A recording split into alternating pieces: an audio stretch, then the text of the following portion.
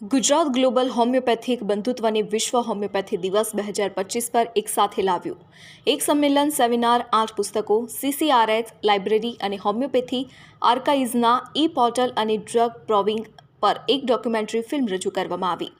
10 April 2025 ગુજરાતનું પાટનગર ગાંધીનગર હોમિયોપેથીના સૌથી મોટા સંમેલન સાથે આજે હોમિયોપેથી એકેડેમિશિયનો, વિદ્વાનો, ક્લિનિશિયન્સ, વ્યવસાયિકો અને વિદ્યાર્થીઓને આવકાર્યા હતા। વિશ્વ હોમિયોપેથી દિવસ 2025 એ ગાંધીનગરના Mahatma Mandir convention and exhibition centre ખાતે વૈશ્વિક હોમિયોપેથી બંધુત્વને એક સાથે લાવ્યું, કારણ કે તેઓ હોમિયોપેથીના સ્થાપક ડૉક્ટર સેમ્યુએલ હેનીમેનની 270મી જન્મજયંતિની ઉજવણી કરવા માટે ભેગા થયા હતા।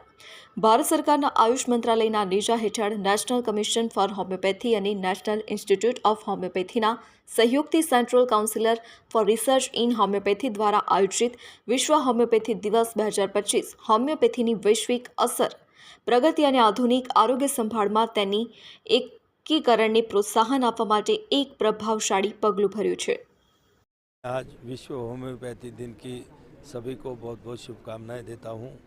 आज यहाँ पर विश्व होम्योपैथी दिन मनाने के लिए तुमने आज यहाँ पर उपस्थित पूरे देश भर से लगभग 8,500 से ज़्यादा यहाँ पर इस क्षेत्र में काम करने वाले लोग थे। छात्र छात्राएं भी थी, हमारे अध्यापक भी थे और इसमें जो रिसर्च करने वाले साइंटिस्ट हैं वो भी यहाँ पर थे और उद्योग जगत में काम करने वाले भी बहुत सारे लोग यहाँ पर आए थे।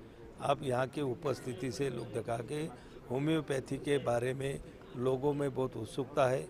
आज होम्योपैथी के माध्यम से लाखों लोग हर रोज़ यहाँ पर उपचार कर रहे हैं और होम्योपैथी की भी लोकप्रियता दिन ब दिन बढ़ते जा रही है और ज़्यादा से ज़्यादा हमारे आयुष विभाग की